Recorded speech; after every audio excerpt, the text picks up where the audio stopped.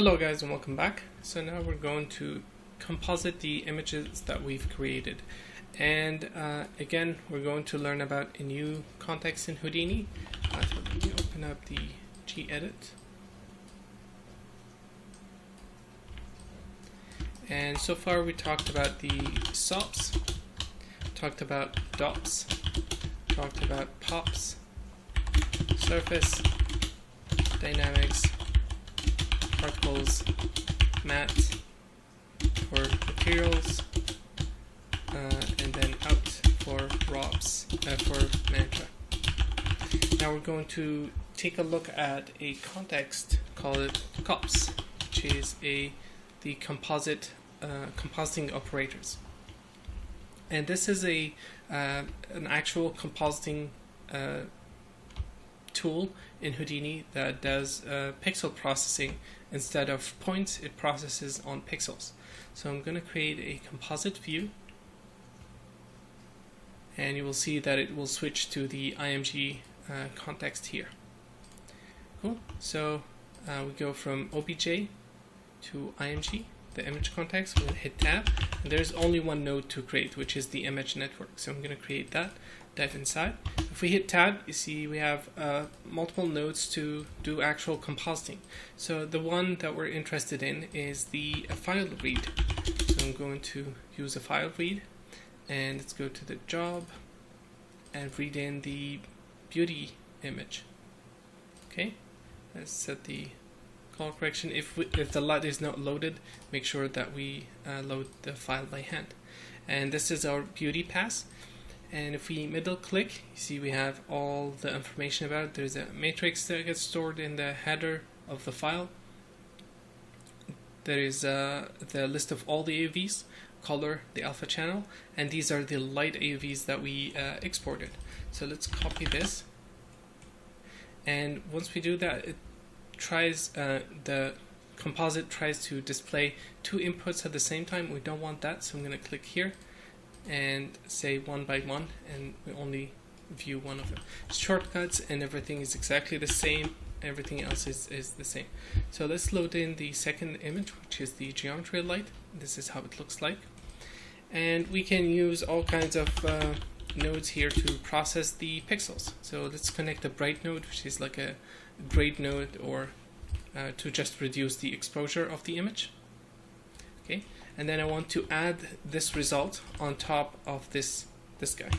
Let's create a layer node, and this is basically will allow us to mix in multiple passes using a variety of different modes. Now the mode I'm interested in is add. I want the light to be additive, and let's set this back to 1.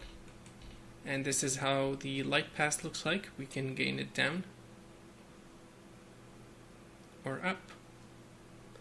We can also add a bright node to all these guys and tune them down so they're not as bright as they are by default. You can do that. And when the reason I exported the AVs is to be able to do color to relight the scene if I wanted to. So I'm going to copy this, paste it over here, and if we look at the C, we can view all the list of AVs. We can view all the lights, and we have per light AUV.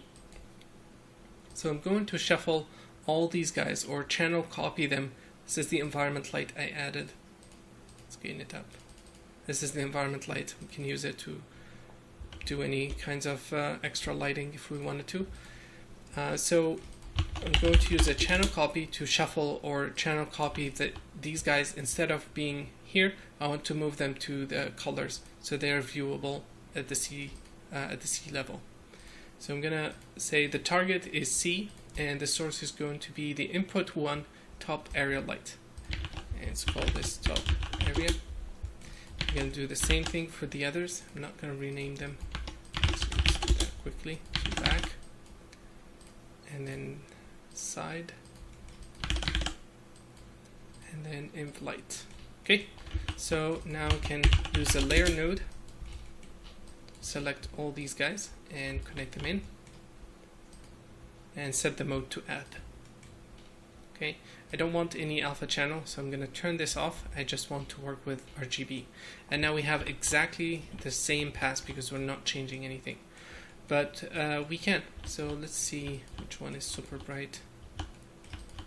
Yeah, this one I think is too strong, so I'm going to lower the intensity for just light a bit. And then the back is okay. I'm going to saturate this a bit, so I'm going to add an HSV node. And let's saturate this pass. Let's take a look here. So this is the saturation working. We can also shift the hue if we want to change that. Actually, blue works better. Yeah, something like this is better. Let's maybe gain it down. And let's see, this is the back. I want to change this as well. I want to saturate this pass. Let's control middle click to zero out any values. And let's saturate this light. Maybe gain it up, something like that. Let's rebalance this.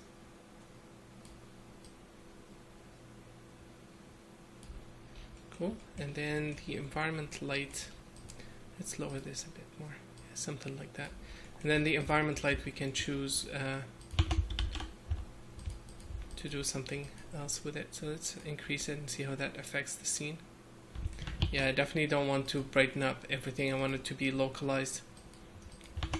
So let's add an HSV to this, brighten it up, see how it works with the different tone.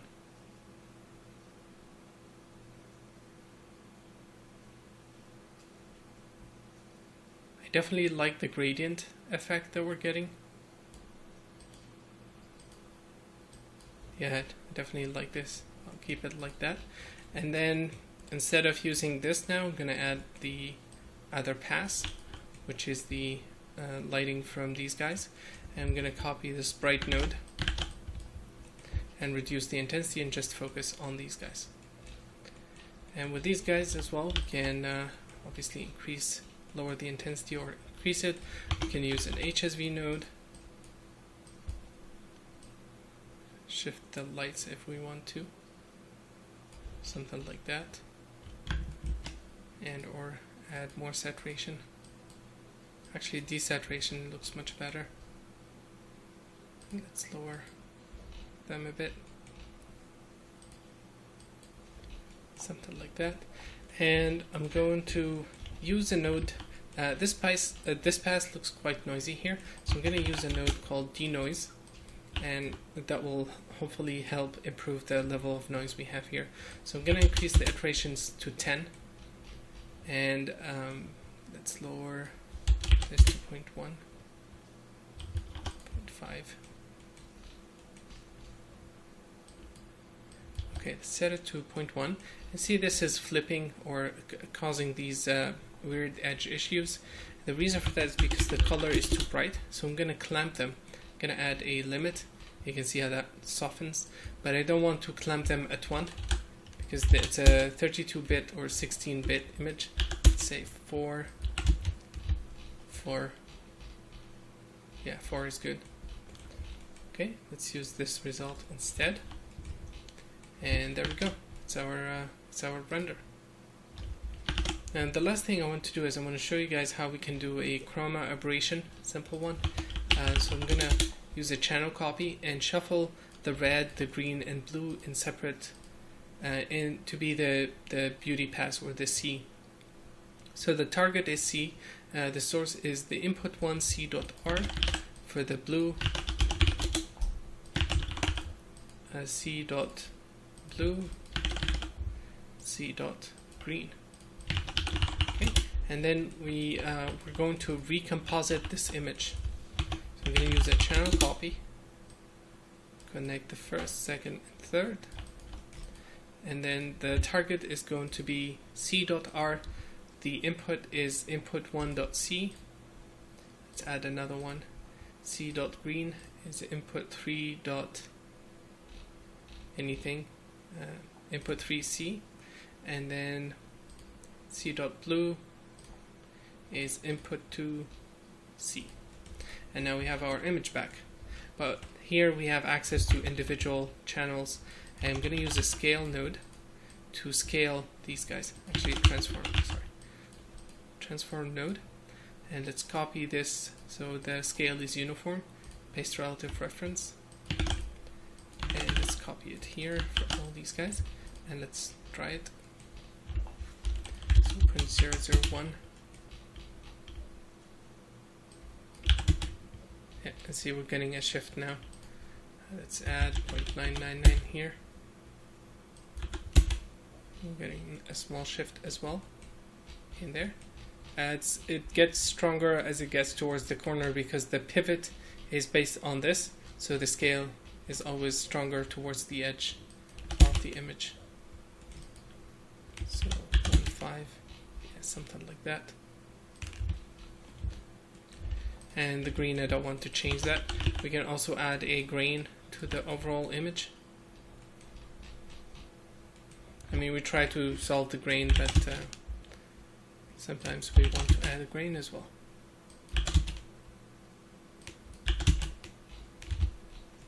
Something like that. And let's put down an HSV node and desaturate the whole image. Let's try saturation. Let's rotate the hue. I will do this to explore what could be possible. I think this is cool.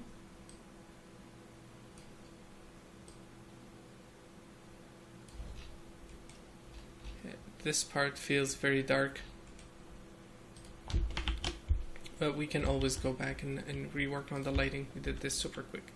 So that's pretty much it. All we have to do is render this sequence, and we should be able to get the animated lights to move along the curves. The last part is to write this image out. I'm going to use a ROP output, ROP file output, and I'm going to write this to hip /render /testcomp.png, and what I'm going to do is we need to bake the LUT into the image, so I'm going to load it in and set the gamma to 1. Now if we save this to disk, this is our EXR, this is our PNG, but it has a alpha channel, so I'm going to remove that. Actually, I'd like to do use the delete node. I'm going to keep everything except delete everything except the C. And if we save that, this is our final output with the LUT baked onto the image, so we don't have to use any special viewing to view it correctly. Cool, I think that's pretty much it for this video. Thank you guys for watching, and see you in the next one. Bye bye.